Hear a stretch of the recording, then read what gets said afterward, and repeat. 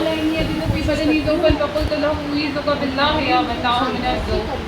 فقال يا فاطمة ائتني بالكساء اليماني فغطيني به فأتيته بالكساء اليماني فغطيته به وصرت أنظر إليه وإذا وجهه يتلألأ له كأنه البدر في ليلة تمامه وكماله. اللهم صل على محمد وآل محمد وعجل فرجه. فكان كانت إلا ساعة وإذا بولدي الحسن قد أقبل وقال السلام عليك يا أمه. فقلت وعليك السلام يا قرة عيني واستمرت فؤادي. فقال يا أمه إني أشم عندك رائحة طيبة كأنها رائحة جدي رسول الله. فقلت نعم إن جدك تحت الكساء. فأقبل الحسن نحو الكساء وقال السلام عليك يا جداه يا رسول الله أتأذن لي أن أدخل معك تحت الكساء؟ قال وعليك السلام يا ولدي ويا صاحب ولدي قد أذنت لك فدخل معه تحت الكساء. اللهم صل على محمد وآل محمد وعجل فرجه. فما كانت إلا ساعة وإذا بولدي الحسين قد أقبل وقال السلام عليك يا أمه. فقلت وعليك السلام يا ولدي ويا قرة عيني واستمرت أفؤادي. فقال لي يا أمه إني أشم عندك رائحة طيبة كأنها رائحة جدي رسول الله. فقلت نعم إن جدك وأخاك تحت الكساء. فدنا الحسين نحو الكساء وقال السلام عليك يا جداه السلام عليك يا من اختاره الله أتأذنني أن أدخل معكما تحت الكساء؟ فقال وعليك السلام يا ولدي ويا شافع أمتي قد أذنت لك فدخل معهما تحت الكساء. اللهم صل على محمد وآل محمد وعجل فرجه.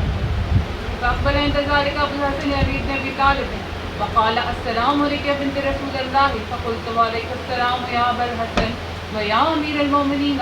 فقال يا فاطمة إني أشم عندك رائحة طيبة كأنها رائحة أخي وابن أخي رسول الله. فقلت نعم ها هو ما ولديك تحت الكساء. فأقبل علي تحت الكساء وقال السلام عليك يا رسول الله أتأذن لي أن أكون معكم تحت الكساء؟ قال له وعليك السلام يا أخي ويا وسيئي وخليفتي وصاحب لوائي قد أذنت لك فدخل علي تحت الكساء. اللهم صل على محمد وآل محمد وعجل فرجه. ثم أتيت نحو الكساء وقلت السلام عليك يا أبتاه يا رسول الله أتأذن لي أن أدخل معكم نحو الكساء؟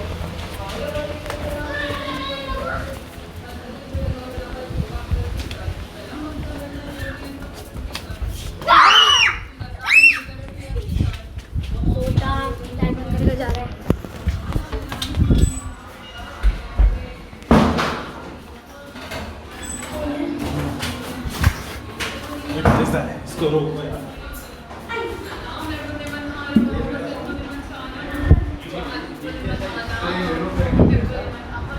यहाँ कर दो منهم فاجعل صلواتك وبركاتك ورحمتك وغفرانك ورضوانك علي وعليهم وأذهب عنهم الرجس وطهرهم تطهيرا.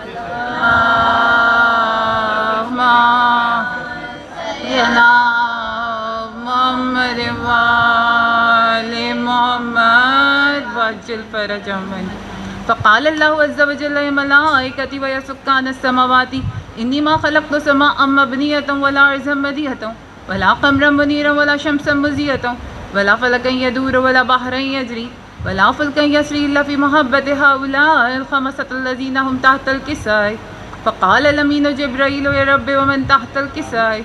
فقال عز وجل هم أهل بيت النبوة ومعدن الرسالة هم فاطمة وأبوها وبعلها وبنوها. اللهم صل على محمد وآل محمد وعجل فرجهم أجمعين. فقال جبريل يا رب أتأذن لي أن أهبط إلى الأرض ليكون معهم سادسا؟ فقال الله نعم قد أذنت لك. فهبط الأمين جبرائيل وقال السلام عليك يا رسول الله العلي الأعلى يقرأك السلام ويخصك بالتحية والإكرام ويقول لك وعزتي وجلالي إني ما خلقت سماء مبنية ولا أرضا مديحة ولا قمرا منيرا ولا شمسا مزية ولا فلكا يدور ولا بحرا يجري ولا فلكا يسري إلا لأجلكم ومحبتكم وقد أذن لي أن أدخل معكم فهل تأذن لي يا رسول الله؟ فقال رسول الله وعليك السلام يا أمين وحي الله إن هنا قد أذنت لك فدخل جبرائيل معنا تحت الكساء. اللهم صل على محمد وآل محمد وعجل فرجهم. فقال لأبي إن الله قد أوحى إليكم يقول إنما يريد الله ليذهب عنكم الرجس أهل البيت ويطهركم تطهيرا. اللهم صل على محمد وآل محمد وعجل فرجهم. فقال علي لأبي يا رسول الله أخبرني ما لجلوسنا هذا تحت الكساء من الفضل عند الله.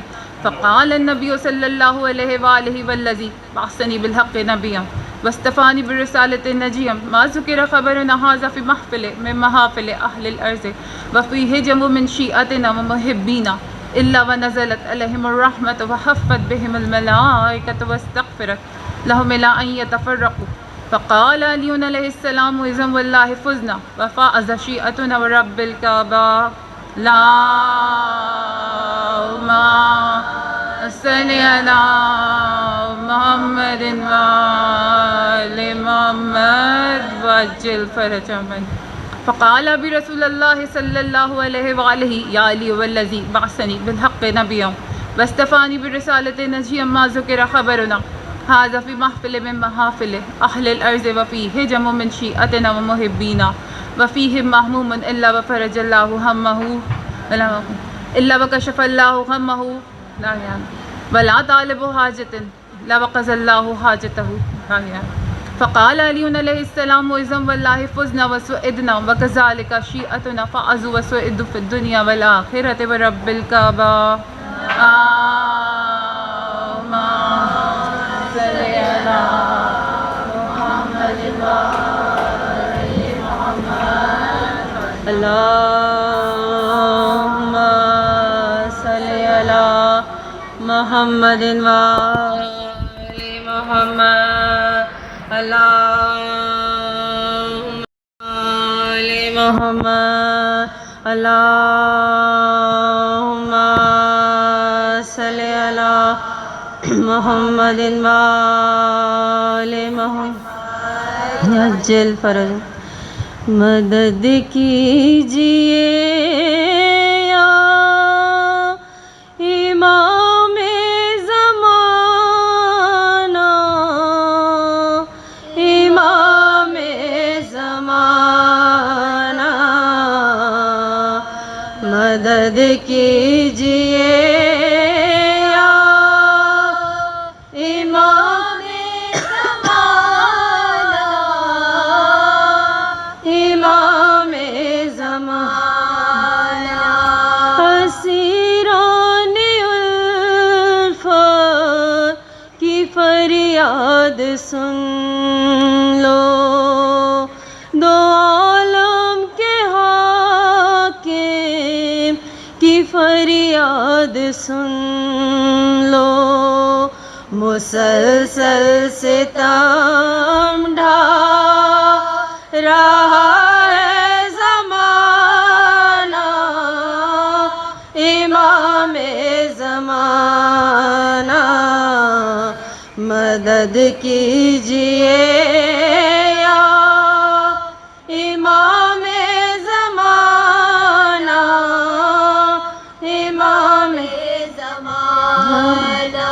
ہر ایک بزم اعلیٰ کہ ہے آپ مولا ہر ایک بات سے آپ واقف ہے مولا.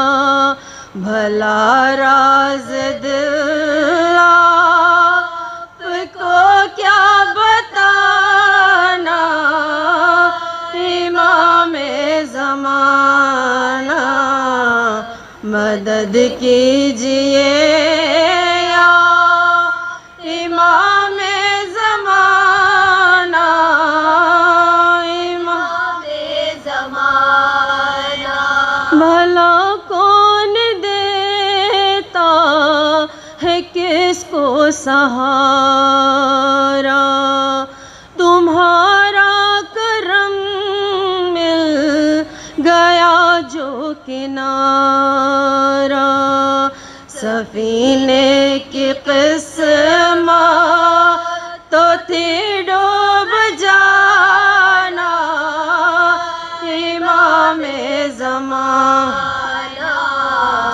مدد کیجئے یا امام زمانہ، امام زمانہ، اگر آپ چاہیں تو سب کا بھلا ہو، جو مقروض ہے قرض ان کا ادا ہو، کہ ہے آپ کی ٹھوکروں میں زمانہ، امام زمانہ مدد کیجئے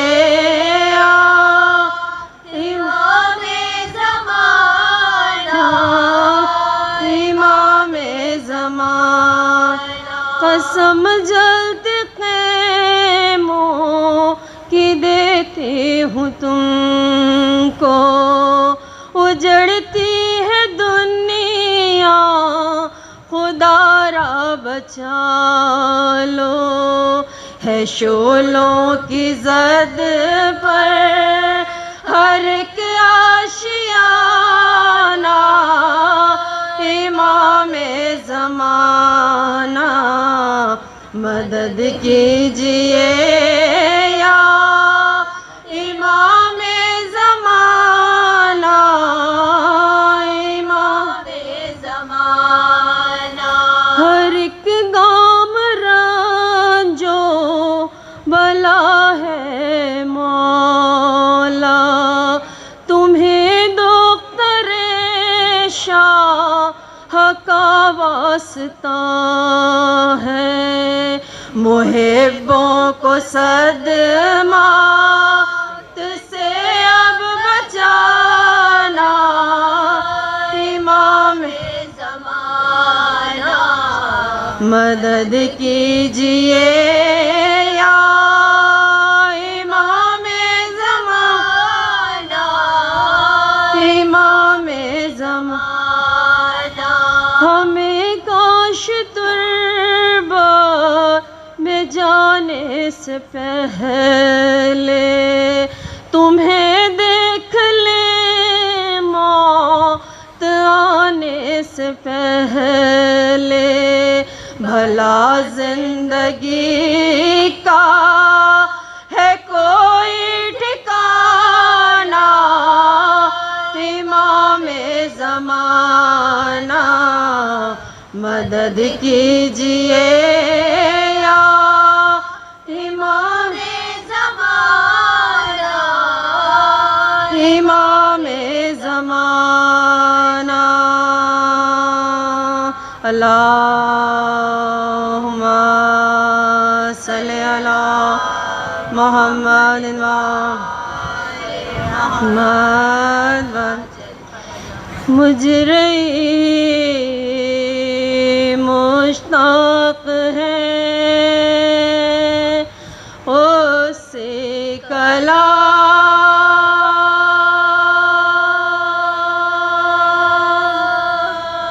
ایسا تو ہو مجرئی مشتاق ہے اس سے کلام،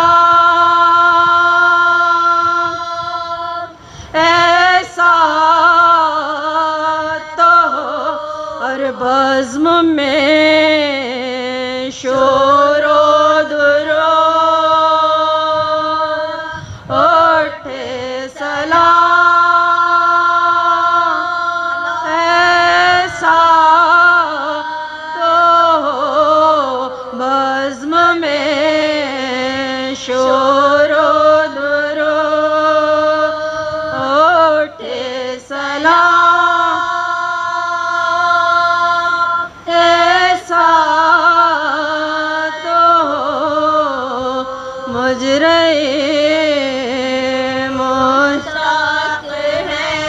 فریالے جب منہ سے نکلا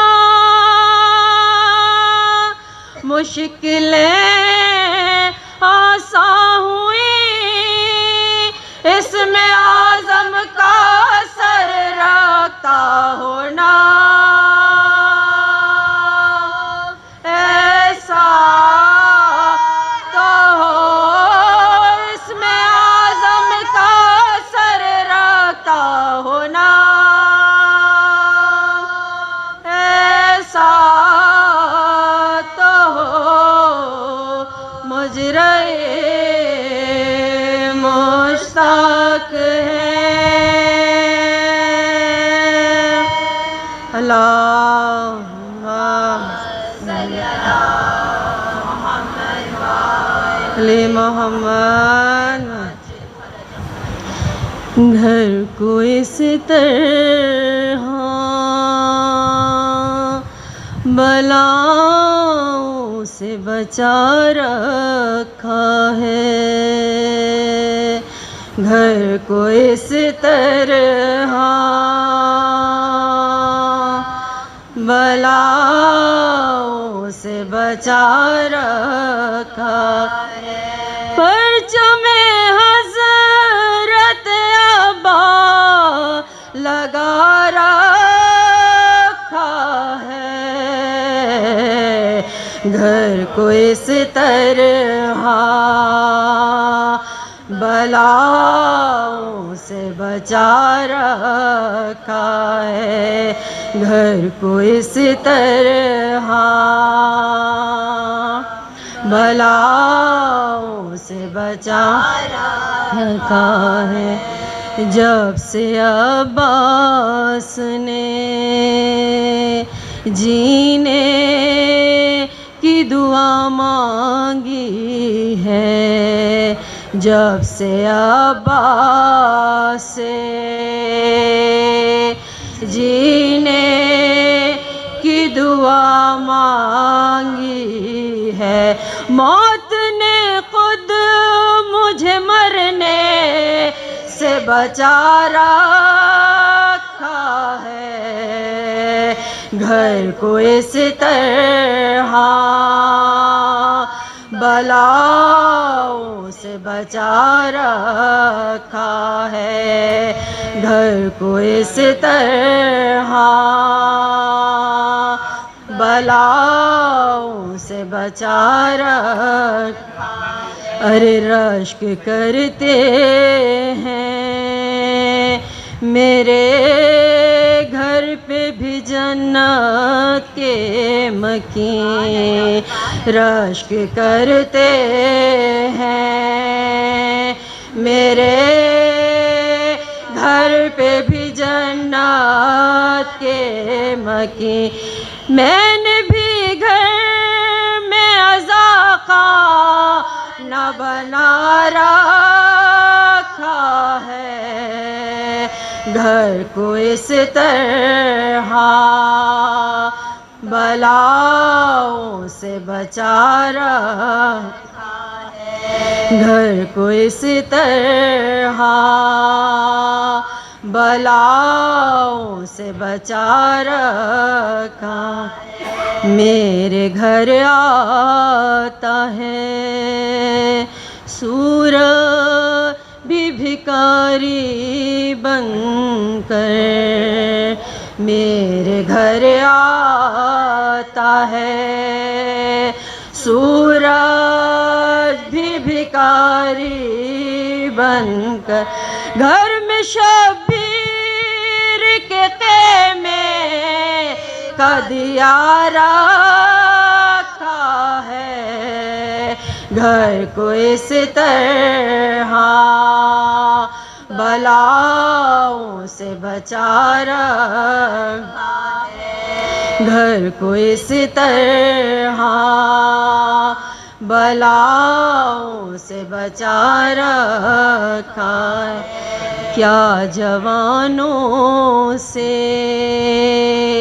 لڑے گی تیری یہ فوج یزید کیا جوانوں سے لڑے گی تیری یہ فوج، تیرے لشکر کو تو اصغر نے رلا رکھا ہے، گھر کو اس طرح بلاؤں سے بچا رکھا ہے، گھر کو اس طرح بلاؤں سے بچا رکھا ہے۔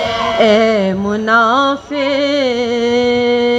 تو تڑپتا ہوا مر جائے گا، اے منافق تو تڑپتا ہوا مر جائے گا، بغض حیدر نے تیرا کام لگا رکھا ہے، گھر کو اس طرح بلاؤں سے بچا رکھا ہے۔ اللہ پانی دے دو، محمد وآل محمد،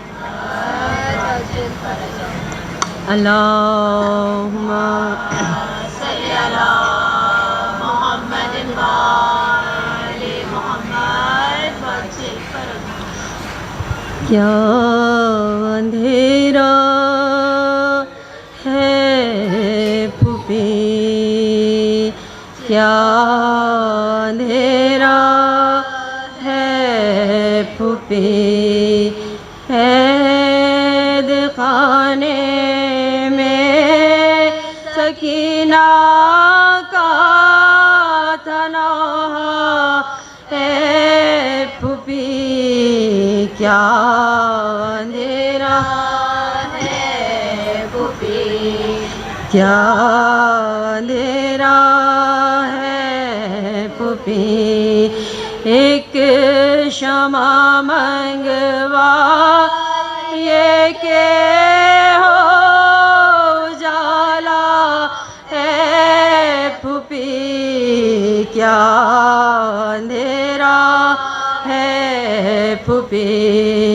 کیا اندھیرا ہے پھوپھی، گود میں اپنی چھپا لوں دل دھڑکتا ہے میرا، ہر گھڑی لگتا ہے جیسے شمر پھر سے آ گیا پاس میں میرے، نہیں نانا خدا را ہے پھوپھی، کیا اندھیرا ہے پھوپھی، کیا اندھیرا ہے پھوپھی، خوف آتا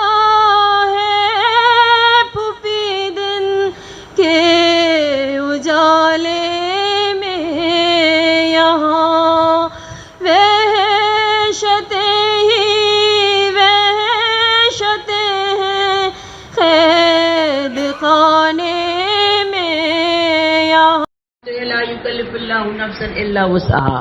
خدا نے سورہ بقرہ میں فیصلہ دے دیا، ہم کسی کو بھی اس کی برداشت سے زیادہ تکلیف دیتے ہی نہیں ہیں، سو سمپل، ٹھیک۔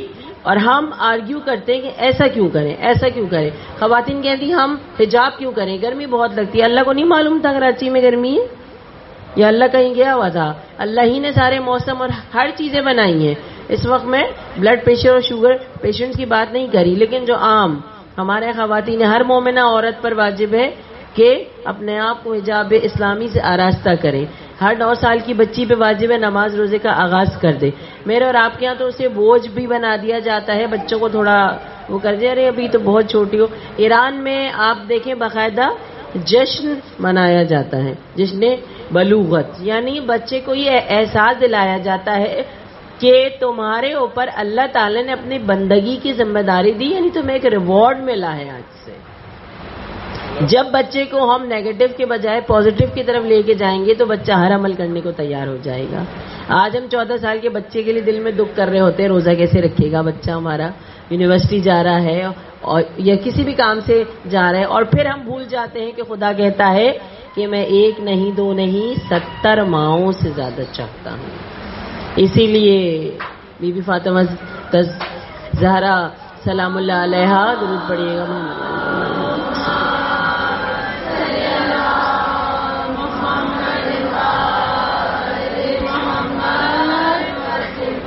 صحیفۃ الزہرا کی مناجاتوں میں اللہ کی اس طرح تعریف کرتی ہیں جو اکثر اوقات ممبر سے مجھے بیان کرنا اچھا لگتا ہے کہ ایسی تعریف اہل بیت ہی بیان کر سکتے ہیں۔ مثلا کہ بی بی فرماتی ہیں سبحان من لبس البہجۃ والجمال، سبحان من ترد بالنور والوقار، سبحان من یرا اثر النمل فی الصفا، سبحان من یرا وقع الطیر فی الہوا۔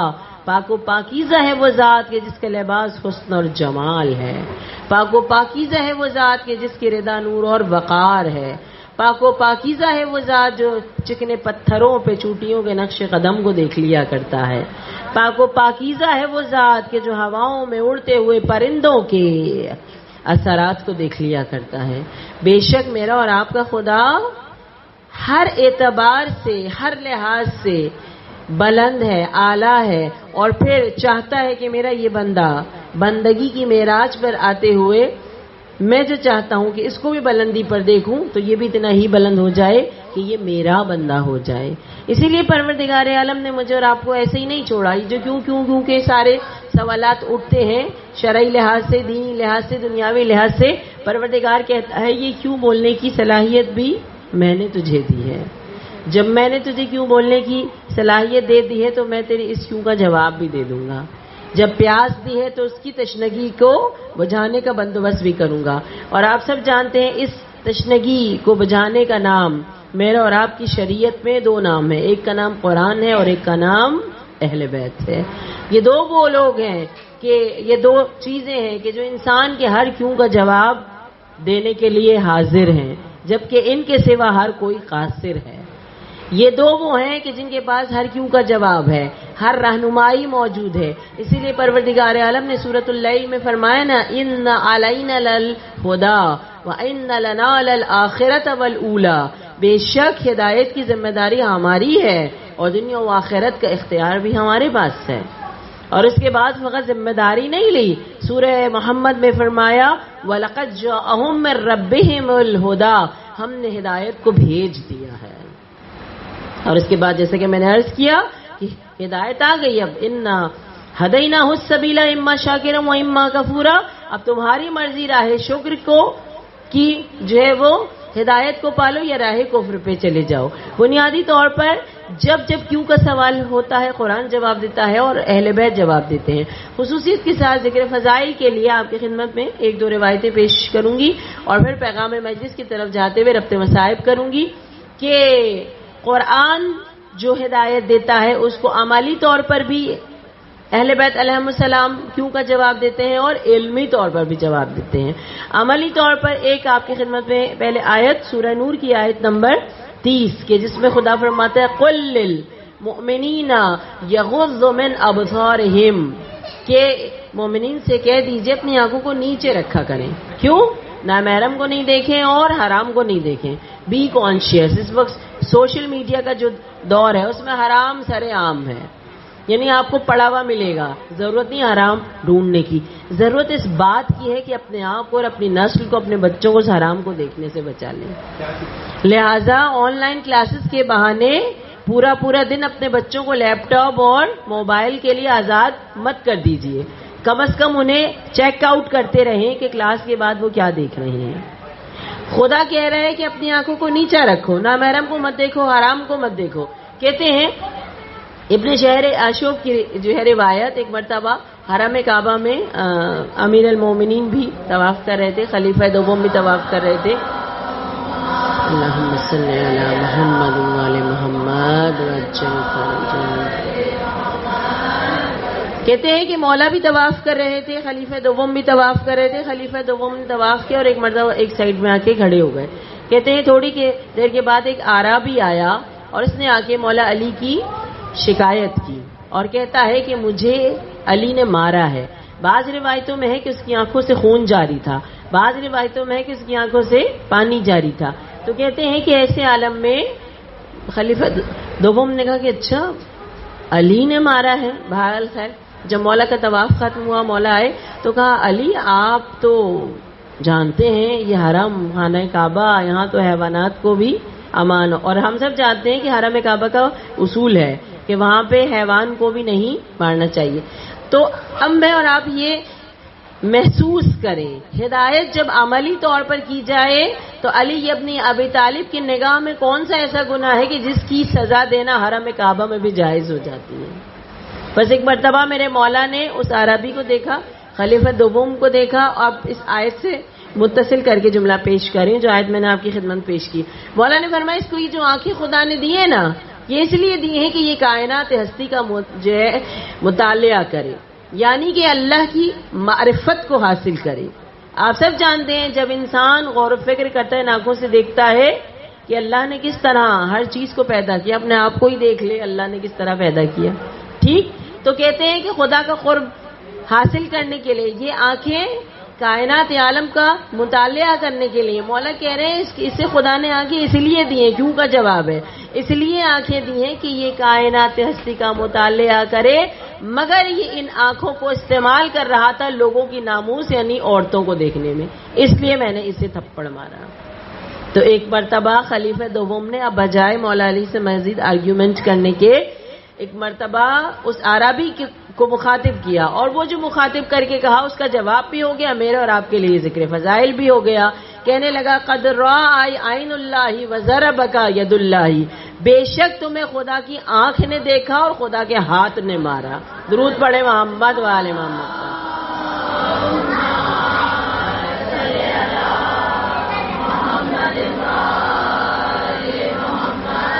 جو جانتا ہی نہیں عشق مرتضیٰ کیا ہے تو ایسے شخص کے جینے کا فائدہ کیا ہے. جسے نبی نے پکارا تھا اپنی مشکل میں اسے جو ہم بھی پکارے تو پھر برا کیا ہے.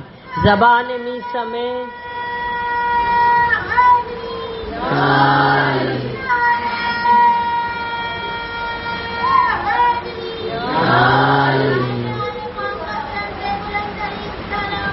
اللہم صلی علی محمد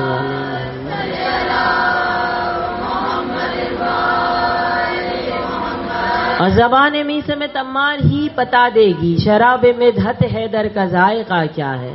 کہا لحد میں علی سے میری فرشتوں نے یہ آپ کا ہے تو پھر اس سے پوچھنا کیا ہے. تو پتہ چلا کہ اگر پروردگار عالم کی ہدایت سے دور ہیں تو حرم کعبہ میں بھی سزا کے مستحق ہو جاتے ہیں، لیکن اگر اہل بیت کی محبت میں ان کی سیرت پر عمل کرتے ہوئے قبر میں چلے جائیں تو فرشتے علی سے کہتے ہیں کہ یہ آپ کا ہے تو اس سے پوچھنا کیا ہے، مگر شرط ہدایت کو جذب کرنا ہے. اب آ جائیے ایک اور امام کا ذکر عملی لحاظ سے میں نے آپ کی خدمت میں جو ہے پیش کیا. اس سال ایک اشرہ مجالس جو ہے مجھ حقیر نے تیار کیا، بحالی کے بارگاہ میں پڑھنا تھا. اسی کی مجالس چیدہ جگہ پر جو لوگ دوبارہ سن رہے ہیں ان کے لیے تکرارن جو پہلی دفعہ سن رہے ہیں کوشش کی ان ائمہ کا بھی ذکر ہم کریں جن ائمہ کا ذکر ہماری مجالس و محافل میں نہیں ہوتا. شہید مطہری نے شکوہ کیا ہے کہ ہم آخر کے ائمہ کا ذکر اپنی مجالس اور محافل میں نہیں کرتے، ٹھیک، جبکہ رسول نے فیصلہ دے دیا پہلا بھی درمیانہ بھی آخر بھی سب کے سب محمد ہیں. تو عزیزان من عملی لحاظ سے میں نے عرض کیا قرآن اور اہل بیت جواب دیتے ہیں، کیوں کا علمی لحاظ سے بھی جواب دیتے ہیں، اور اس علمی لحاظ سے جواب دینے کے لیے میں اس ہستی کا ذکر کرنا چاہوں جس کے نام سے میرا اور آپ کا مکتب مشہور ہے، میرے چھٹے مولا حضرت امام جعفر صادق علیہ السلام.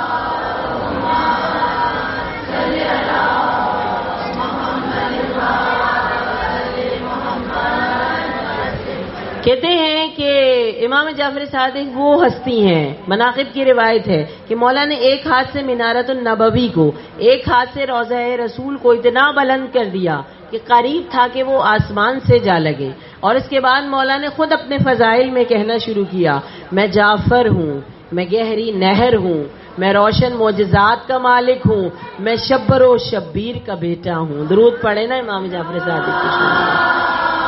اللہم صلی علی محمد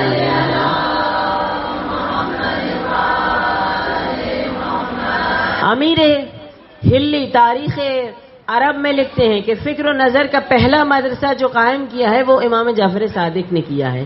اس کے بعد امیر ہلی کہتے ہیں کہ آج جو مکتب تصنع بھی ہے وہ صرف اور صرف امام جعفر صادق کی وجہ سے ہے۔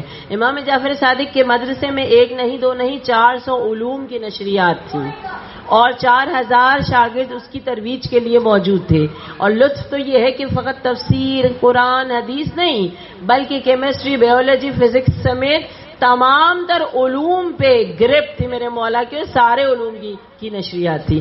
تو آج اگر دنیا سمجھتی ہے کہ یہ علم ہمارا ہے، وہ کہتا ہے وہ علم ہمارا ہے، لیکن ہم ممبر سے کہتے ہیں چاہے وہ دین کا علم ہو یا دنیا کا علم ہو، کسی کے باپ کی جاگیر نہیں، ہمارے آئمہ کا جاری کرتا ہے، کیونکہ اہل بیت علیہم السلام نے علم دین بھی جاری کیا اور علم دنیا بھی جاری کیا۔ اسی لیے شہید مطہری بہت خوبصورت جملہ کہتے ہیں کہ جو علم بھی انسانیت کے لیے فائدے مند ہو وہ علم دین میں شامل ہے۔ اگر کوئی آج کے ڈاکٹر بن کے خدمت کر رہا ہے، کوئی انجینئر بن کے خدمت کر رہا ہے، لوگوں کو فائدہ پہنچا رہا ہے، وہ حقیقتاً اہل بیت کا جاری کردہ علم ہے اور علم دین میں شامل ہے۔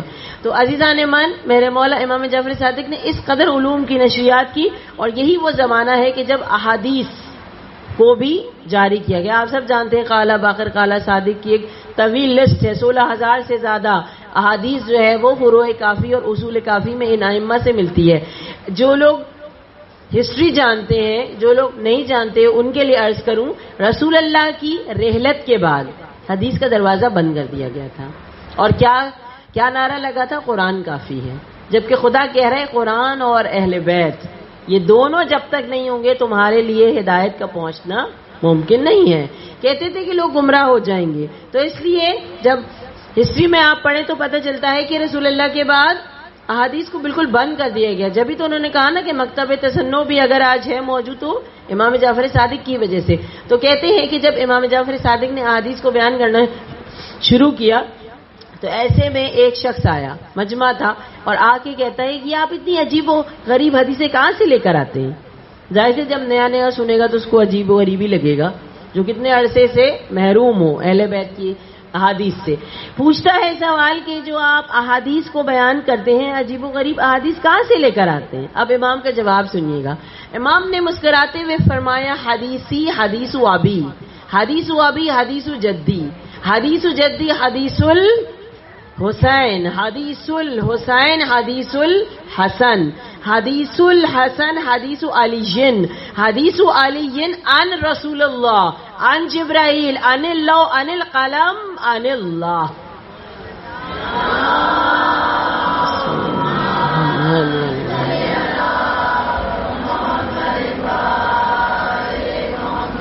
بھائی مولا نے اتنا لمبا چوڑا سلسلہ کیوں بتایا اس کو؟ مولا نے فرمایا یہ میں جو حدیثیں بیان کرتی ہوں میں نے سنی اپنے بابا سے، پھر انہوں نے سنی میرے دادا سے، انہوں نے سنی حسین سے، حسین نے سنی اپنے بھائی حسن سے، حسن نے سنی اپنے بابا امیر المومنین سے، انہوں نے سنی رسول اللہ سے، رسول اللہ نے جبرائیل سے، جبرائیل نے لوح پہ لکھی ہوئی دیکھی، لوح پہ لکھا قلم نے، اور وہ بھی حکم خدا بندی سے۔ گویا بتا دیا ہم جو بیان کرتے ہیں وہ وہیں سے آتا ہے جہاں سے اللہ کا رسول آیا ہے۔ درود پڑھے محمد والے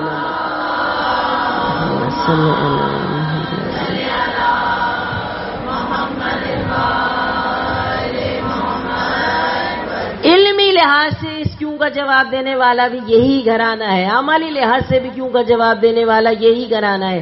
یہی وجہ ہے کہ میرے اسی امام کے زمانے میں بہت ہی نفیس ترین روایت کہتے ہیں کہ کسی نے آ کے پوچھا کہ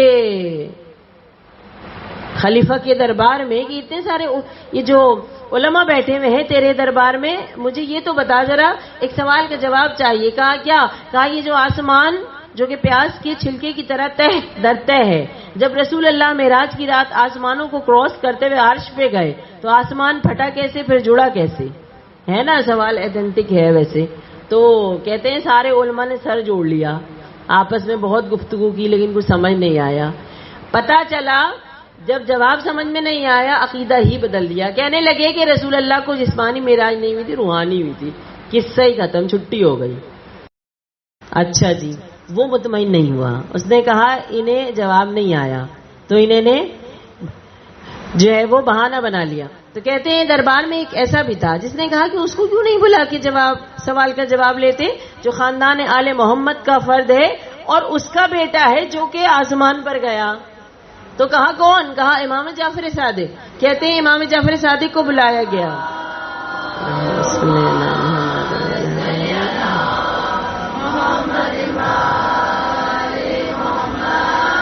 امام جعفر صادق کو جب بلایا گیا تو سب سے پہلے تو خلیفہ نے ایک عجیب سوال کیا، کیونکہ انہوں نے کہہ دیا تھا کہ جسمانی تو ہوئی نہیں تھی، روحانی معراج ہوئی تھی.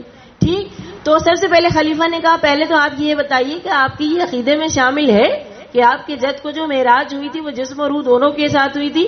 آپ یقین کیجئے مولا کا اس زمانے کا جواب اس زمانے میں ہمارے کام آنے والا ہے. مولا نے کہا کہ ہمارا یہی عقیدہ ہے، ہم اعتراضات سے گھبرا کے عقیدے نہیں بدلا کرتے. آج اذان میں کہا جا رہا ہے کہ اشہد ان علی ولی اللہ کو ختم کر دیا جاؤ. ان اعتراضات سے گھبرا کے ہم اپنے عقیدے نہیں بدلیں گے. یوم الستو بربکم کے دن ہماری روحوں نے اشہد ان علی ولی اللہ کہا ہے، لہٰذا ہم یہاں دنیا میں بھی تا قیامت مرتے دم تک کہتے رہیں گے. اس لیے کہ خدا کے بعد محمد کا نام آتا ہے اور محمد کے بعد اس دن سے یوم الستو بربکم کے دن پہلے توحید کی گواہی دی، اسی لیے یہاں توحید کو مانتے ہیں. وہاں نبوت کی گواہی دی، اس لیے نبوت کو مانتے ہیں. اور پھر ہماری روحیں خاموش نہیں رہی تھیں، ولایت کی گواہی دی تھی. تو یہاں ہم کہتے ہیں ہمارے لیے محمد کے بعد اگر کوئی نام زیبا ہے، چاہے کلمے میں ہو یا اذان میں ہو، وہ فقط اور فقط حیدر کرار کا نام ہے. درود پڑھے محمد والے.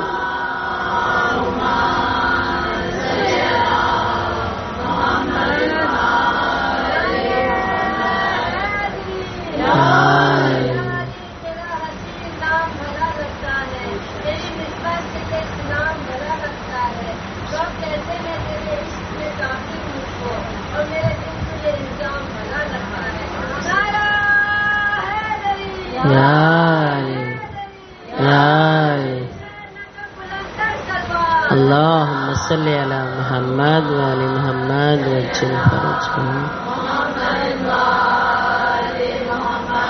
تو بس عزیزان منورنا تو ہے ہی، لیکن عقیدے کو نہیں بدلنا. امام جعفر صادق نے اس وقت کہا ہم اعتراضات سے گھبرا کے عقیدے نہیں بدلا کرتے، یعنی کہ میرا جد جسم اور روح دونوں کے ساتھ آسمانوں پر گیا. تو پھر کہنے لگا بس پھر معاملہ ختم. اب آپ جلدی سے اس کا جواب جو وہ دے دیجیے جو پوچھ رہا ہے. پوچھا کہ یہ پوچھ رہا ہے کہ آپ کے جد جب آسمانوں پر گئے، کوئی عجیب یعنی ہیت ہے نا آسمانوں کی، کریک نہیں ہے، کچھ بھی نہیں. کہا رسول اللہ عرش تک پہنچ گئے، آسمان پھٹا کیسے، پھر جڑا کیسے؟ میرے مولا نے دیکھا نہ بھالا نہ سوچا نہ سمجھا، براہ راست پوچھنے والے سے کہا کہ تو کبھی پانی کی کشتی میں بیٹھا ہے؟ تو کہا کہ ہاں مولا بیٹھا ہوں. کہا جب کشتی پانی میں چلتی ہے پانی آگے سے پھٹتا چلا جاتا ہے، پیچھے سے جڑتا چلا جاتا ہے. اس کے بعد کہا کہ تو کبھی گھوڑے پہ سوار ہوا؟ کہا ہاں مولا. کہا جب تو تیز رفتار گھوڑا دوڑاتا ہے آگے سے ہوا پھٹتی چلی جاتی ہے، پیچھے سے جڑتی چلی جاتی ہے.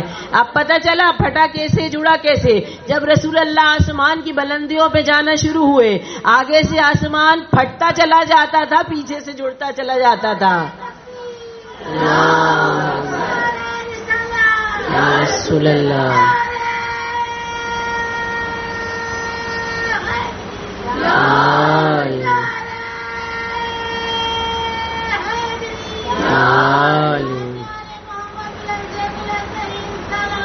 اللہم صلی علی محمد وعلی محمد وجل. تو پتہ چلا علمی لحاظ سے کیوں کا جواب وہی دے گا، یا تو جو آسمانوں کی خلقت سے واقف ہو یا جس کے صدقے میں زمین و آسمانوں کو خلق کیا گیا ہو. اسی لیے کہتے ہیں خدا کا شکر ہمیں بھی وہ در نصیب ہوئے ملائکہ کو جہاں بالوں پر نصیب ہوئے. حصول علم کی خاطر علی سے مہدی تک خوشا نصیب ہمیں بارادر نصیب ہوئے. درود پڑھ دیں محمد والے محمد صلی علی محمد والے محمد. تو بس عزیزان من، خدا نے کہا ہدایت کا ہم نے ذمہ لے لیا ہے. پھر خدا نے کہا کہ ہدایت کو ہم نے بھیج دیا ہے. ہر زمانے میں ہدایت کا چراغ روشن رہا اور ایسے ہی اپنی روشنیاں بکھیرتا رہا. آج دنیا سمجھتی ہے کہ یہ زمانہ ہدایت سے خالی ہے، لیکن ہمارے پاس جو ہے دلیل ہے. آج بھی نور ہدایت، چراغ ہدایت روشن ہے. سورہ صف میں خدا فرماتا ہے یریدون لیطفئوا نور اللہ بافواہہم، یہ سمجھتے ہیں کہ اپنی پھونکوں سے نور خدا کو بجھا دیں گے. واللہ متم نورہ ولو کرہ الکافرون، خدا اپنے نور کو روشن رکھے گا چاہے کافرین کو کتنا ناگوار کیوں نہ گزرے. تو پتہ چلا کہ آج بھی ہدایت کا نور پروردگار عالم کی بارگاہ سے میرے اور آپ کے زمانے کے مولا حضرت حجت اجل اللہ تعالی فرجہ الشریف کی صورت میں موجود ہے.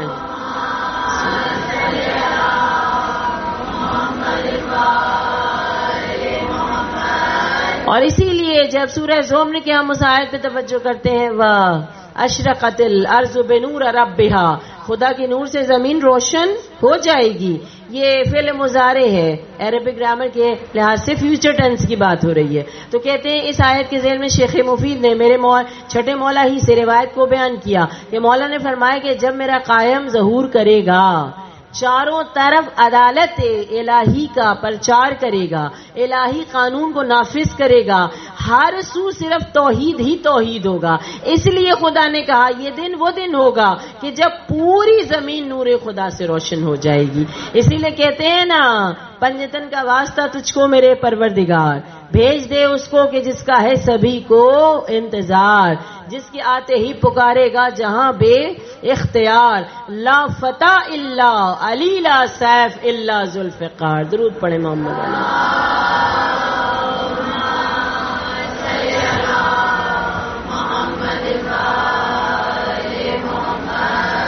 اب سوال پیدا ہوتا ہے ہدایت کا ذمہ لے لیا، ہدایت کو بھیج دیا. آخری آیت میں نے آپ کی خدمت میں پیش کی. آج کی مجلس کے لیے اب بھی ہدایت موجود ہے.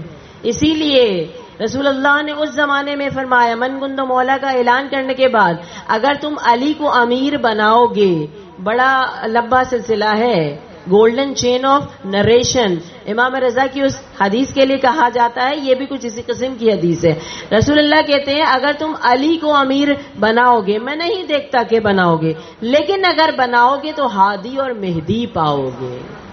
گویا اگر علی کو مولا مان لیا تو قیامت تک تمہارے لیے ہدایت کا سلسلہ موجود ہے، اور اگر علی ہی کو چھوڑ دیا تو پہلے دن سے ہی تم بے ہدایت اور گمراہ ہو. تو پتہ چلا کہ جو پہلے کو حاصل کر لے گا، تھام لے گا، وہ آخر زمانے تک ہدایت کا حامل رہے گا امام مہدی کی صورت میں. لیکن اب سوال پیدا ہوتا ہے ہدایت جو لوگ جذب کرنا چاہتے ہیں ان میں کیا صفت ہونی چاہیے؟ ہدایت کو جذب کرنے کے لیے صفت ہے، اور وہ بھی صفت میں نے جن دو چیزوں کا ذکر کیا کہ جو تشنگی کو بجھاتے ہیں انہی کے ذریعے آپ کی خدمت میں بیان کروں گی. کیا صفت ایسی پیدا ہو جس کے تحت خدا کی ذمہ لی ہوئی ہدایت، خدا کی بھیجی ہوئی ہدایت، خدا کی قائم کردہ آج بھی موجود ہدایت میرے اور آپ کے اندر جذب ہو جائے. قرآن اعلان کر کے کہتے ہیں سورہ بقرہ میں ذالک الکتاب لا ریب فیہ ھدی للمتقین، میں اس کو ہدایت کروں گا جو متقی ہو جائے. اور امیر المومنین کہتے ہیں انا امام المتقین. دونوں کے لیے دلیل ہو گئی نا. گویا قرآن بھی اس کو اور اہل بیت بھی اس کو ہدایت دیں گے جو اپنے اندر صفت تقوی کو پیدا کر لیں. دو جملوں میں آپ سب بہت عرصے سے بہت بڑے بڑے ذاکرین سے علماء سے میں بہت حقیر کا مل، لیکن آسان سی ڈیفینیشن دینے کی کوشش کروں گی. سمپل ٹرمینالوجی میں سیلف کنٹرول کی وہ صلاحیت جو انسان کو ارتکاب گناہ کے وقت اس گناہ سے روک لے اسے تقویٰ کہتے ہیں. بہت آسان ترکیب، یعنی میں نے آپ کی خدمت میں ڈیفینیشن دینے کی کوشش کی ہے. اور پھر ہم جب عربک گرامر یا لغت کی بات کرتے ہیں تو قرآن کی ڈکشنری میں مفردات راغب میں ایک لفظ جو یوز کیا گیا ہے کہ تقویٰ کے معنی ہے پروٹیکٹ کرنا، حفاظت کرنا کس چیز کی؟ اپنے نفس کی گناہوں سے. تو پتہ چلا کہ گناہوں سے رک جانے کا نام تقویٰ ہے، اور جو تقویٰ اختیار کر لے اس کے اندر ہدایت جذب ہو جاتی ہے، قرآن کی بھی اہل بیت کی بھی. لیکن تقویٰ نہیں ہوگا تو ذرا ہدایت کا نور، کیونکہ تقویٰ نہیں تو گناہ اس کا مطلب کہ تاریکی، جب تاریکی تو نور تھوڑا مشکل سے آتا ہے. ایک جملہ آپ کی خدمت میں پیش کروں، پھر آیت اللہ بہجت کے جملے پیش کر کے ایک روایت بس پیش کر کے اور آپ کی خدمت میں مسائل جو ہے وہ بیان کر دوں. آپ کہیں گی بولتی جا رہی ہیں پیش پتہ نہیں کہاں تک پہنچ جائیں گی. خیر، بہرحال سب سے پہلی بات تو یہ کہ آیت اللہ مجتہدی تہرانی کہتے ہیں کہ میں اور آپ نیکیاں بہت کرتے ہیں الحمدللہ، خدا نے ہمیں توفیق دی نا مومن ہونے کی وجہ سے، لیکن گناہوں سے رکنا پھر مجھے اور آپ کو کوشش اور جدوجہد کرنی. لہذا نیکیوں کے معاملے میں ٹینشن فری رہیں، ہم ہمیشہ کرتے رہیں گے. لیکن شرط یہ ہے کہ گناہوں سے بچنا ہے. کسی کو نیکی کی توفیق بھی نہیں ملتی مگر مومنین کو ملی بھی ہے. لہٰذا اس کے لیے ٹینشن فری رہیں. آپ ہر دور ہر زمانے میں ہر وقت کریں گے نیکیاں، لیکن مجھے اور آپ کو توجہ جدوجہد محنت کس پہ کرنی؟ گناہوں سے رکنے کی، تاکہ ہم ہدایت کو مکمل طور پہ جذب کر کے حامل ہدایت امام مہدی سے متصل ہو سکیں. کہتے ہیں آیت اللہ مجتہدی تہرانی کہتے ہیں ہم ایک طرف وضو کرتے ہیں دوسری طرف پانی بہاتے ہیں، اسراف کرتے ہیں. آپ دیکھیں بعض اوقات واقعی لوگ وضو کرتے وقت بھول جاتے ہیں کہ نل کا کھلا ہوا ہے، پانی ضائع. ٹھیک کہا، ایک طرف وضو کرتے ہیں دوسری طرف اسراف کرتے ہیں پانی کا.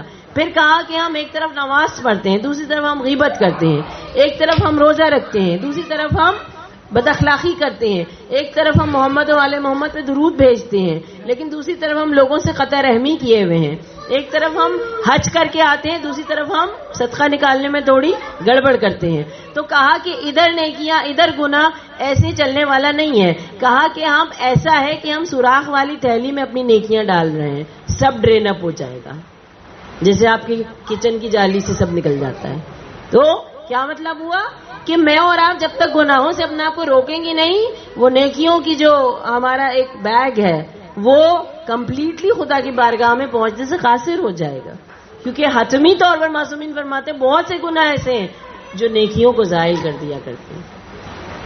ابھی بڑی ایک عجیب سی بات ایک عالم دین سے میں نے سنی اور سرے وقت میں آپ کی خدمت پیش کرتی چلوں، والدین بھی یہاں موجود ہیں، ایک اسی ذیل میں جملہ بھی آ جائے گا. کہا ایک عالم دین نے خواب میں دیکھا، کہا محل ہے اس کا بہت، کسی شخص کا نام لے کے اس کے محلے کا فلاں شخص کا یہ محل ہے. دیکھا اتنا بڑا محل، لیکن ایک دفعہ جیسے کہ ایک دم سے مسمار ہو جاتا ہے. ٹھیک کیا دیکھا ان عالم دین نے؟ جنت میں اس کا محل، لیکن ایک لمحے میں وہ بالکل ہی وینشڈ ہو گیا، سب بالکل ختم ہو گیا. بہت پریشان ہوئے، اگلے دن بیدار ہوئے، گئے پھر اس شخص کے پاس جو محلے میں تھا، کہنے لگے کہ بھائی میں نے تمہارے بارے میں ایسے خواب دیکھا، جنت میں تمہارے نام کا محل ہے لیکن ایک دم سے وہ مسمار ہو گیا. تو ایک مرتبہ اپنی گردن کو جھکایا اور شرمندگی سے کہنے لگا کہ شاید تم نے صحیح دیکھا. پوچھا کیا ہوا؟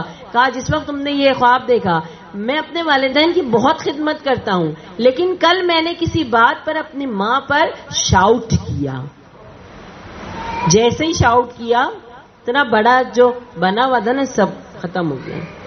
تو پتہ چلا گناہ انسان کے نیکیوں کو زائل کر دیا کرتے ہیں. آیت اللہ مجتہدی تہرانی کہتے ہیں تقوی اختیار کرو تاکہ ہدایت کو جذب کر لو. اب آ جائیے، میں اور آپ ہدایت کو جذب کر نہیں پاتے، ہمیں بڑا مشکل لگتا ہے. آیت اللہ بہجت نے تھوڑا سا آسان کیا. در محضر بہجت کتاب ہے، اس میں ان کے دروس کا جو خلاصہ ہے اس کے اندر فرماتے ہیں، اس سے پہلے میں آپ کو عامیانہ سے مثال دے دوں کہ میں اور آپ کہیں جا رہے ہیں، ٹرین کے ٹکٹس ہمیں بک کرانے ہیں. ہم نے جب اسے پتہ کیا تو وہ بتاتا ہے ایک کیبن ایسا ہے جس میں فارمز لگے ہوئے ہیں، اے سی بھی ہے، یہ ہے وہ ہے، اور ایک کیبن ایسا ہے جس میں لکڑی کے تختے ہیں اور کوئی بھی لگژری نہیں ہے.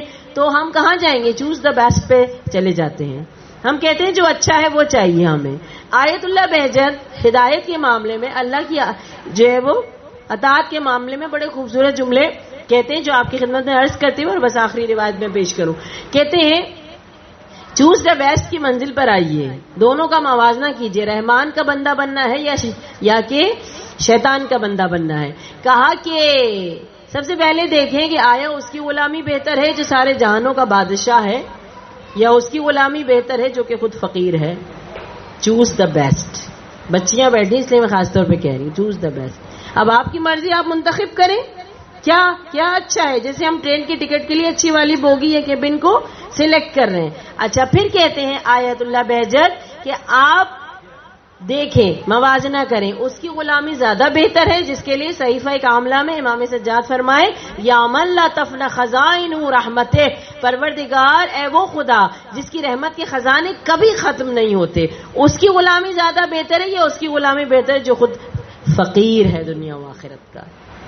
پھر کہتے ہیں کہ اس کی غلامی زیادہ بہتر ہے کہ جس کی غلامی کرنے کے بعد جنت اور اس کی نعمتیں ملیں گی, یا اس کی غلامی اور اطاعت زیادہ بہتر ہے جس کی اطاعت کرنے کے بعد جہنم اور اس کی اذیتیں ملیں گی. سب کو معلوم ہے گناہ کے بعد وہی ملے گا, جہنم اور اس کی اذیتیں. ٹھیک. پھر اس کے بعد کہتے ہیں کہ موازنہ کریں, اس کی غلامی زیادہ بہتر ہے کہ جس کی اطاعت کر کے خوشی ملتی ہے, سکون ملتا ہے, مسرت ملتی ہے اور فضیلت ملتی ہے, یا اس کی اطاعت زیادہ بہتر ہے جس کی اطاعت کرنے کے بعد بے سکونی ملتی ہے, اذیت ملتی ہے اور رذیلت ملتی ہے, ذلت ملتی ہے. کلام نہج البلاغہ میں امیر المومنین کہتے ہیں اس نے ذلت کا لباس پہن لیا ہے, یعنی مولا نے گناہ کو ذلت کے لباس سے تعبیر کیا ہے کہ جیسے ہی اس نے گناہ کیا گویا اس نے اپنے اوپر ذلت کا لباس پہن لیا. تو چوز دا بیسٹ پہ ہم کہاں جائیں گے؟ آیت اللہ بہجت کہتے ہیں جب اس طرح سوچنا شروع کریں خود بخود بہتر کی طرف جائیں گے تو خدا کی طرف چلے جائیں گے. پھر اس کے بعد آخری جملہ بڑا قیامت کا, کہتے ہیں اس کی اطاعت و فرما برداری زیادہ پسند کرو گے کہ جس کی فرما برداری کرنے کے بعد تمہارے اعضاء و جوارح کے جو اصل اختیارات ہیں وہ بھی کھو جائیں, یا اس کی اطاعت زیادہ پسند کرو گے کہ جس کی اطاعت کرنے کے بعد اعضاء و جوارح کے اختیارات سے زیادہ اختیارات تمہیں مل جائیں. وَأُحْيِي الْمَوْتَى بِإِذْنِ اللہ کی منزل پر آ جاؤ, یعنی اللہ کے اذن سے مردوں کو زندہ کرنے لگ جاؤ. دونوں کی مثال دوں آپ کو اور اپنے بیان کو ختم کروں. دستغیر شیرازی نے گناہان کبیرہ میں لکھا ہے کہ جو بہت زیادہ جھوٹ بولتا ہے, آپ سب جانتے ہیں جھوٹ گناہان کبیرہ. فضل بن شازان نے امام رضا سے جو لسٹ نقل کی ہے گناہان کبیرہ کی اس میں جھوٹ بھی شامل ہے. کہتے ہیں کہ جو لوگ ایک وقت گناہ کی مثال دے رہی ہوں کہ جب انسان گناہ کرتا ہے اس کی جو اصل جو اعضاء و جوارح کی قوت ہے وہ بھی جاتی رہتی ہے, اور اگر اللہ کی فرما برداری کرتا ہے تو وہ تو قائم رہتی ہے, ایکسٹرا اس کو کہہ لیں پاور ملتی ہے. کہا کہ جو لوگ مستقل جھوٹ بولتے ہیں ان کا دھیرے دھیرے حافظہ کمزور ہونے لگ جاتا ہے. ہمارے یہاں لوگ کہتے ہیں بھائی بوڑھے ہو رہے ہیں, نا بوڑھے ہو کے حافظہ کمزور ہونے کی ضرورت نہیں ہے. خدا سلامت رکھے آیت اللہ سیستانی کو, راہبر معظم کو, آغا وحید خراسانی کو, جیسے جیسے عمر بڑھتی چلی جا رہی ہے حافظہ قوی ہوتا چلا جا رہا ہے. خدا نے وعدہ کیا ہے کہ بزرگی میں ہم تمہیں اور زیادہ بزرگ تر کر دیں گے, یعنی عظمت عطا کر دیں گے اگر تم ہمارے فرما بردار بن جاؤ. اور گناہ میں یہ تاثیر ہے کہ ہمارے اصل اعضاء و جوارح کی بھی جو ہے قوت کھونے لگ جاتی ہے. اب آ جائیے اگر اللہ کی اطاعت کریں گے ایکسٹرا پاور ملنا شروع ہو جائے گی, وہ بھی قائم رہے گی, اور آیت اللہ بہجت کریں اس منزل پہ آ جائیں گے کہ اللہ کے حکم سے مردوں کو زندہ کرنے لگ جائیں گے. ابراہیم بن ادھم کے حوالے سے کہ ایک دن کسی بیابان سے جا رہے تھے اور گلہ بان وہاں نظر آیا, بکریوں کو چرا رہا تھا, تو انہیں پیاس لگی تو گلہ بان سے کہنے لگے کہ بھائی مجھے پینے کے لیے جو ہے وہ کچھ دے دو. تو گلہ بان نے بڑی مہمان نوازی سے پوچھا کہ آپ پانی پئیں گے یا دودھ پئیں گے؟ خدا ہم سب کو بھی انشاءاللہ مہمان نواز بنائے. تو کہتے ہیں کہ میں نے کہا بیچارہ غریب سا بندہ ہے, دودھ جھوٹ کی فرمائش نہیں کرنی. میں نے کہا بھائی پانی پلا دو خالی. تو اب میں نے سوچا کہیں سے جائے گا پانی لے کر آئے گا, مگر اس نے کیا کیا, اس کے ہاتھ میں جو ڈنڈا تھا جس سے وہ بکریوں کو ہانک رہا تھا اس نے وہی ایسا اپنا ایک پتھر پہ دے مارا, اور جیسے ہی پتھر میں مارا وہاں سے پانی کا چشمہ پھوٹنے لگا. ایک مرتبہ ابراہیم بن ادھم کہتے ہیں میں تعجب میں پڑ گیا, اور اس تعجب کی کیفیت کو اس نے محسوس کیا, اور اس نے کہا تعجب کی کوئی بات نہیں ہے, بڑا پیک کا جملہ, کاش میرے اور آپ کے دلوں میں پیوست ہو جائے. کہنے لگا جو اللہ کی اطاعت کرتا ہے ہر چیز کائنات کی اس کی اطاعت کرتا ہے. اب سمجھ میں آیا ہدایت کیا ہے؟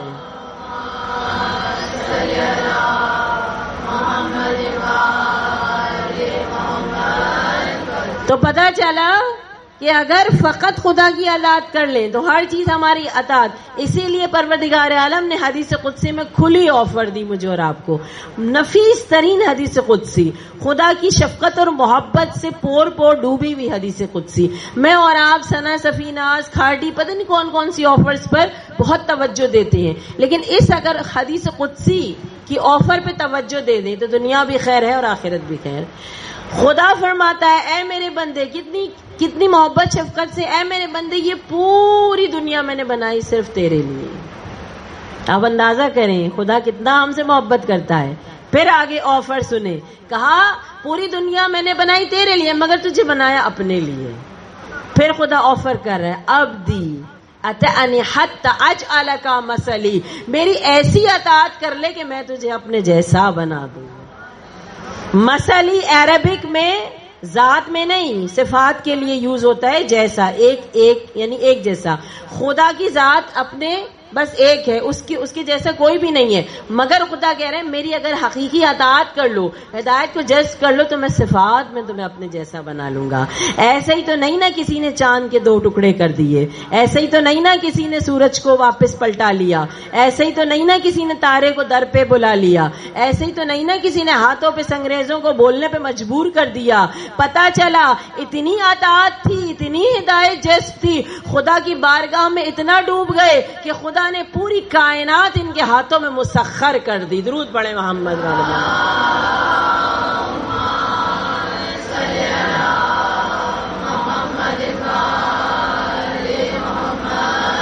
تو اس آج کی اس ابا عبداللہ الحسین کی فرش مجلس کے بعد مجھے اور آپ کو کہنے کا حق نہیں کہ وہ تو مولا تھے. ایک گلہ بان کی مثال دی ہے میں نے آپ کو. خدا نے حدیث قدسی میں وعدہ کیا ہے عبدی, یہ نہیں کہا امام, یہ نہیں کہا رسول, عبدی اے میرے بندے, جو بندہ میری اطاعت کر لے ایسے جیسے میں چاہتا ہوں اسے میں اپنے جیسا بنا دوں گا, یعنی صفات عنایت کر دوں گا. اور آپ سب کو معلوم ہے آیت اللہ بہجت سمیت بہت سارے علماء اس کیفیت کے مالک ہو کے دنیا سے گزرے ہیں. ایک ہی وقت میں 2 بھائیوں نے آپس میں رابطہ کر کے کہا کہ ہم نے آیت اللہ بہجت کے پیچھے نماز پڑھی, اس نے کہا ہم نے پڑھی, جبکہ ایک سعودی عرب میں تھا اور ایک کربلا میں تھا. یہ اطاعت کا نتیجہ ہے عزیزان من. جب عشق الہی میں انسان ڈوب جاتا ہے تو اس پر آئی ہوئی یہ, جیسے کہ میں نے کہا لا یکلف اللہ نفسا الا وسعها, یہ اس کو سختیاں نہیں لگتی کیونکہ اللہ نے تکلیف برداشت سے زیادہ دی نہیں ہے. کجا حسین ابن علی جیسا عشق الہی کہ تکلیف در تکلیف, اذیت در اذیت, مگر منہ سے فقط اور فقط حمد و ثناء پروردگار, اللہ کے عشق میں ڈوبے ہوئے جملے. مجھے جب سے مناجات امام حسین, امام کی آخری مناجات میں نے پڑھی ہے, عجیب کیفیت ہوتی ہے. وہ میرا مولا جو قتل سے پہلے خدا کی بارگاہ میں اپنی زندگی کی آخری مناجات پیش کر رہا ہے, لٹ چکا تھا گھر, اور مولا کہہ رہے تھے صادق الوعدی, تیرا وعدہ سچا ہے. مولا کا قتل قریب تھا اور مولا کہہ رہے تھے قریب الرحمتی, تیری رحمت میرے قریب ہے. مولا کے پیاروں کے لاشیں مقتل میں بکھرے ہوئے تھے اور مولا کہہ رہے تھے سابغ النعمتی, تیری نعمتیں بکھری ہوئی ہیں. انہی نعمتوں میں عظیم تر نعمت اولاد بھی ہوتی ہے, جسے حسین ابن علی نے اپنے خدا کے لیے قربان کر دیا. میں کہوں زہرا کی اولادیں کہاں کہاں بکھری, کس کس طرح بکھری اور کن مصائب سے 2-4 ہوئی. ایک شاعر نے امام رضا کے سامنے ذکر مصائب کے لیے چند اشعار پڑھے, قیامت کے اشعار.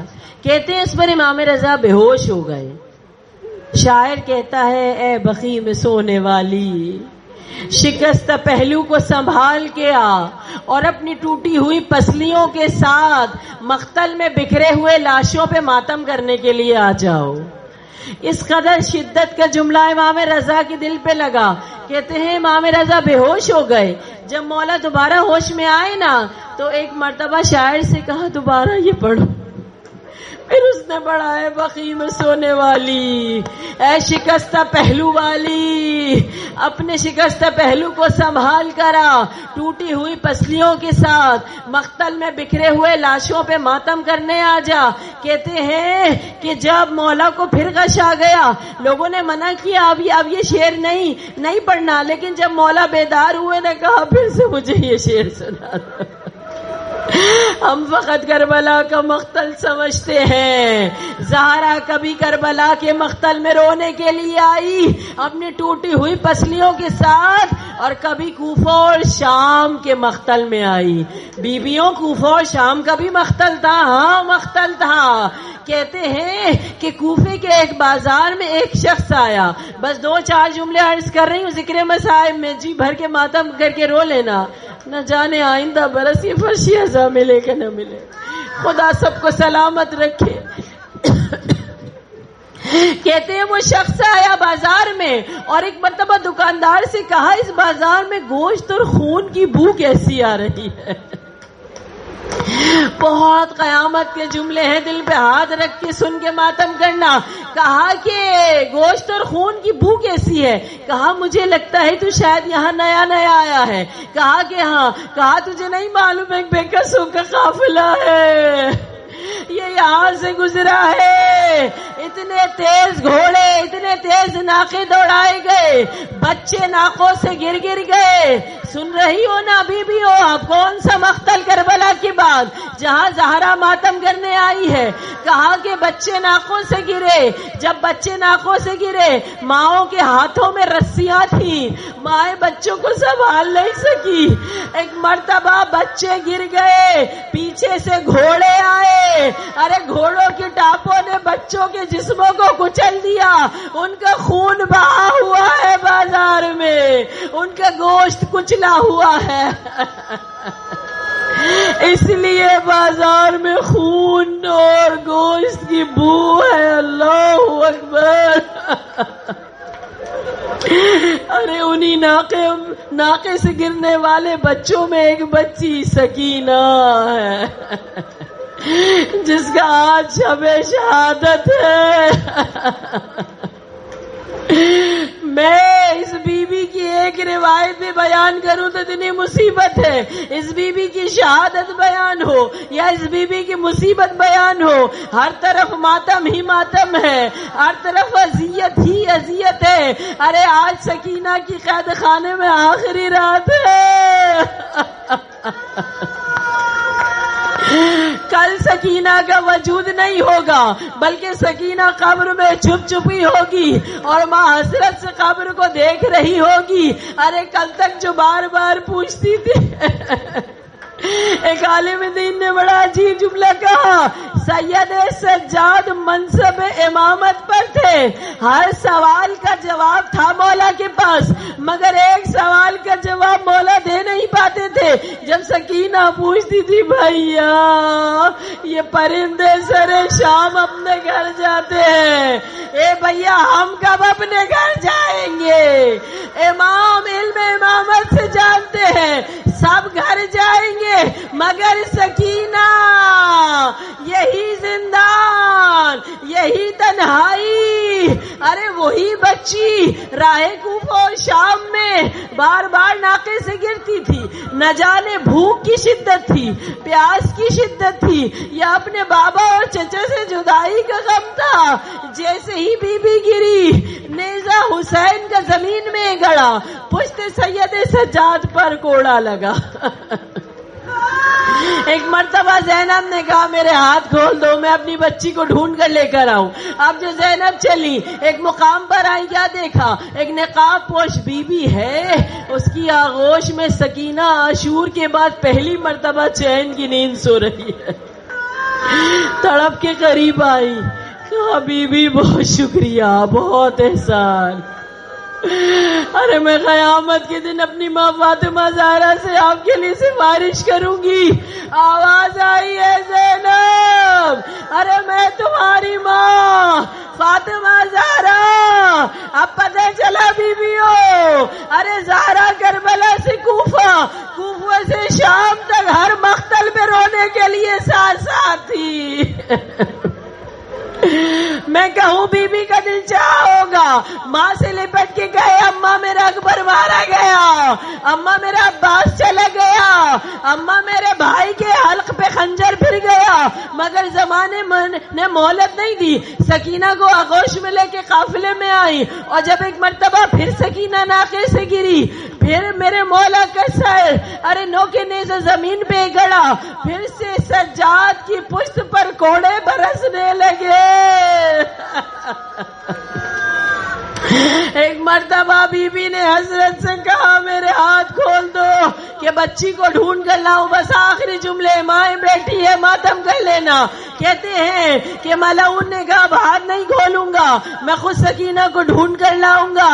اب جو ملعون چلا، زجر بن قیس ملعون کا نام ملتا ہے، بعض مقتل میں ہے کہ بچی کو شدت کا بخار تھا کہ بچی قافلے سے بچھڑ کر بے ہوش ہو گئی تھی۔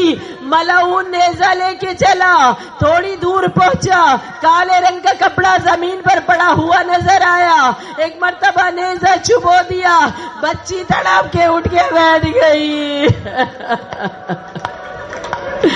اب جو لرزتی ہوئی معصوم سی، ارے بچی بیٹھی، پوچھا تم کون ہو؟ کہا اگر امان دو تو بتاؤں میں کون ہوں۔ کہا اچھا امان دی۔ ارے بچی نے اتنے تماچے کھائے ہیں کہ بچی نام بتانے سے بھی ڈرتی ہے۔ کہا میں سکینہ ہوں۔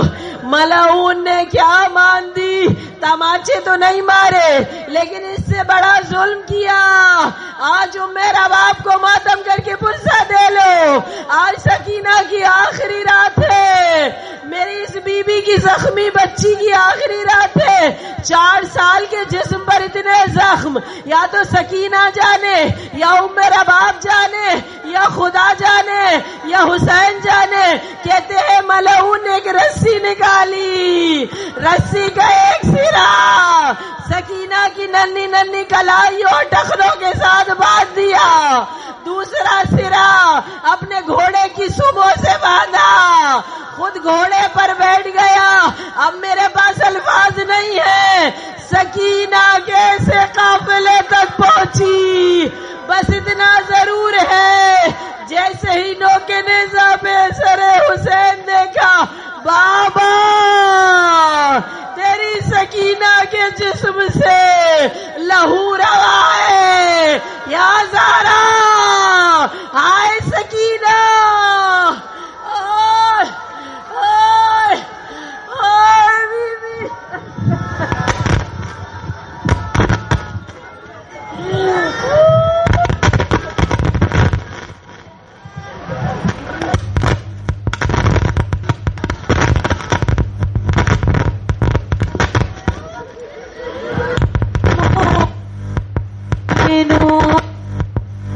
جب مجلس شبیر میں آنا،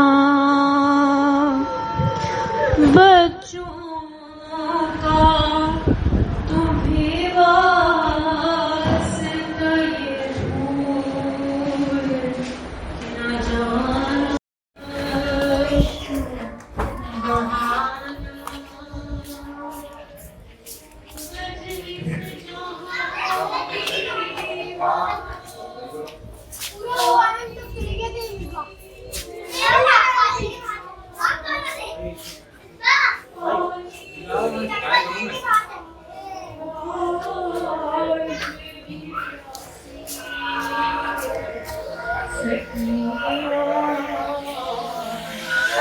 کیا ہنسی ہے سکینہ، کیا ہنسی ہے سکینہ، اللہ کریا کبھی ایسا زمانہ ہو، شام کے زندان کی طرف آپ کا جانا، پھٹ جائے گا دل دیکھ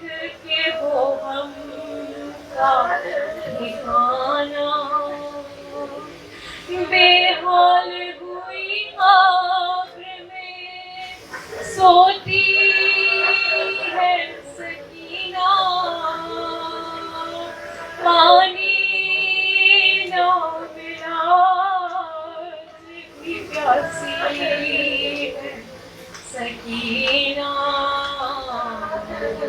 پیاسی ہے سکینہ یوں جانب دریا گئے عباس دلاور اور دریا سے مشکی سا بھرا دل مظفر دریا کی ہر ایک موج یہی کہتی تڑپ کر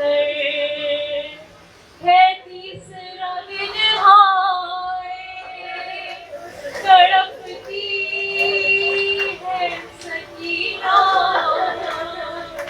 پانی نہ ملا آج بھی پیاسی ہے سکینہ پیاسی ہے سکینہ شام آ گئی جب چھانے لگا بننے اندھیرا زینب نے کیا بھائی کی لاشے پہ یہ نوحہ کیا تم نے سکینہ کو کبھی دیکھا ہے بھیا ایک کوزہ لیے دشت میں آئی ہے سکینہ پانی نہ ملا آج بھی پیاسی ہے سکینہ پیاسی ہے سکینہ پیاسی ہے سکینہ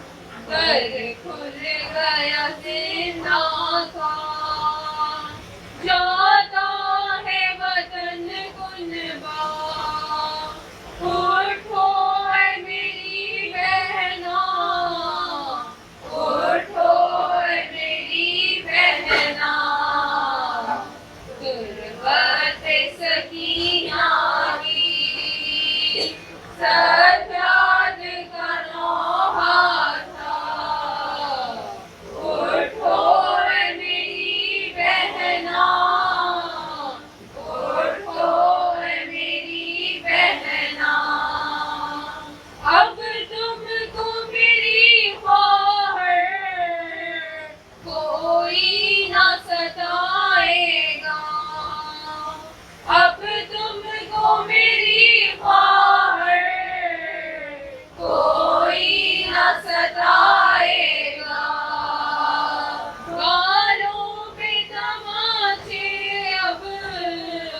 ظالم نہ لگائے گا اب گھڑکیاں کوئی بھی آ کر نہ تمہیں دے گا.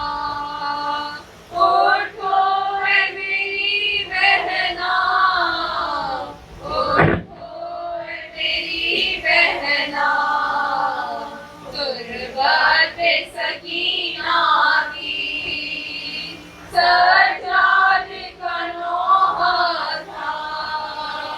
اٹھو ہے میری بہنا، اٹھو ہے میری بہنا. ہم شام سے جاتے ہیں اب کر کو بلا بیوی. ہم شام سے جاتے ہیں اب کر کو بلا بیوی.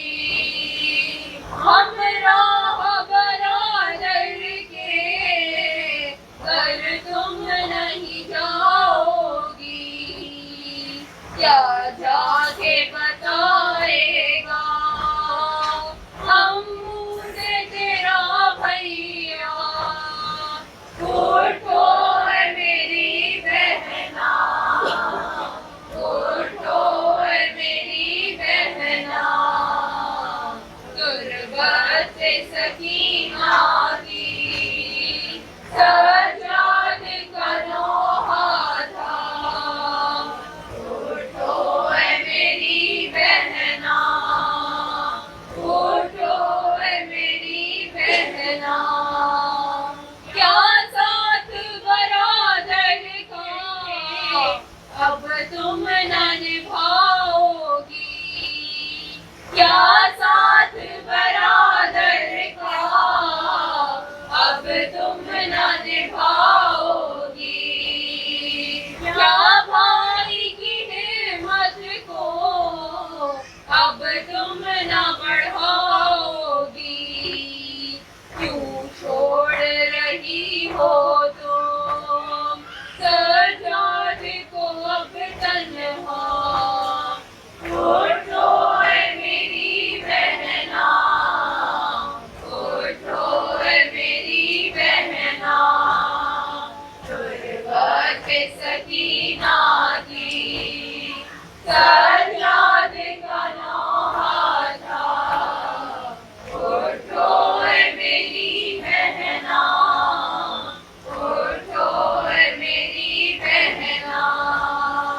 چادر نہ چھنے گی اب، کرتا نہ چلے گا اب. چادر نہ چھنے گی اب، کرتا نہ چلے گا اب. کانوں سے لہو تیرے ہرگز نہ بہے گا اب. کوئی بھی تیرے بندے اب چھین نہیں سکتا. اٹھو ہے میری بہنا، اٹھو ہے میری بہنا، غربت پہ سکینہ کی سجاد کا نوحہ تھا. اٹھو ہے میری بہنا، اٹھو ہے میری بہنا. اے میری بہن تم کو آدھا نے بہت مارا. اے میری بہن تم کو آدھا نے بہت مارا.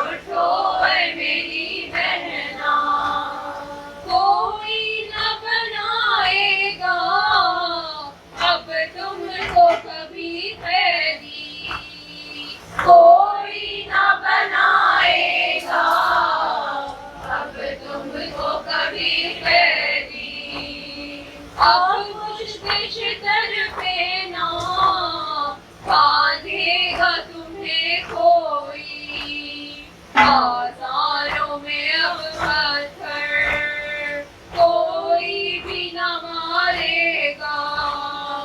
उठो है मेरी बहना, उठो है मेरी बहना, गुरबत सकीना की सजाद का नौहा था।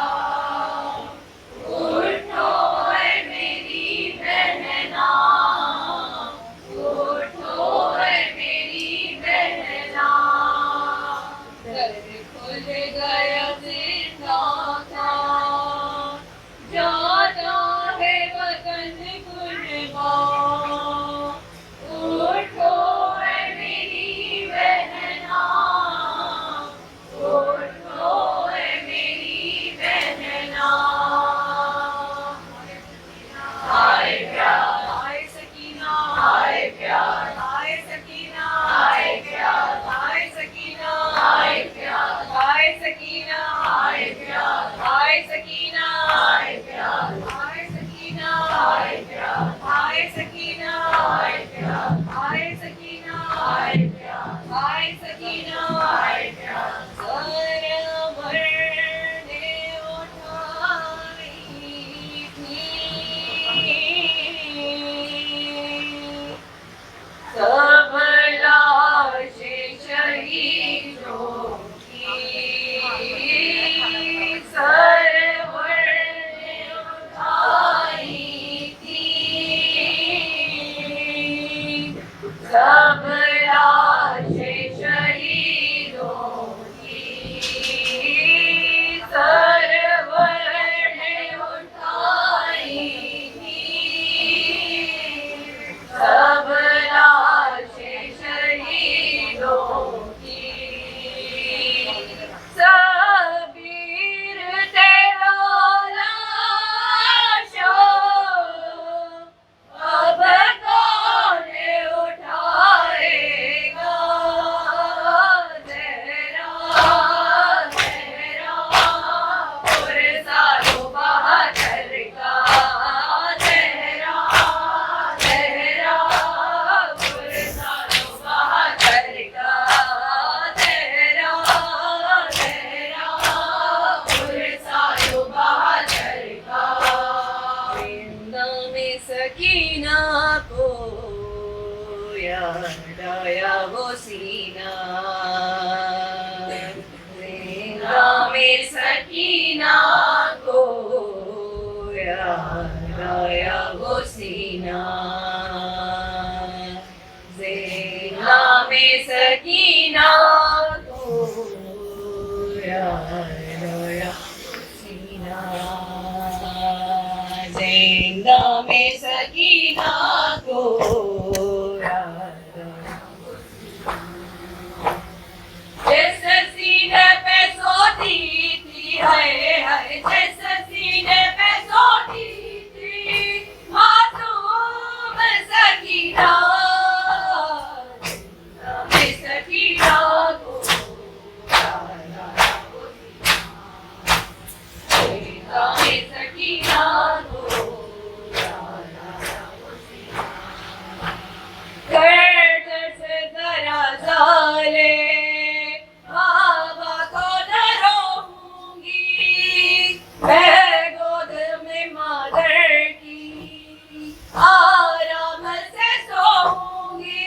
अली मेरे बनरी रोने हाय हाय मेरे बनरी रोने फरियाद सुनी ना,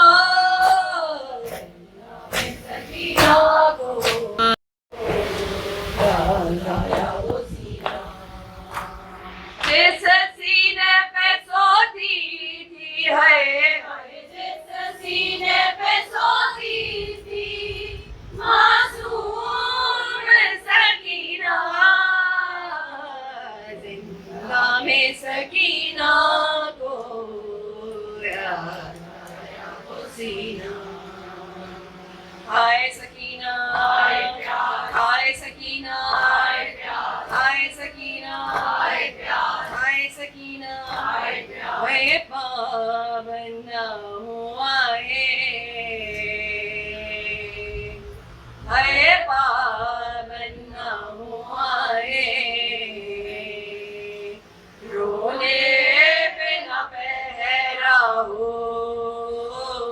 یا رب کوئی معصومہ زندہ میں نہ تنہا ہو، یا رب کوئی معصومہ زندہ میں نہ تنہا ہو، یا رب کوئی معصومہ زندہ میں نہ تنہا ہو، یا رب کوئی معصومہ زندہ میں نہ تنہا ہو، یا رب کوئی معصومہ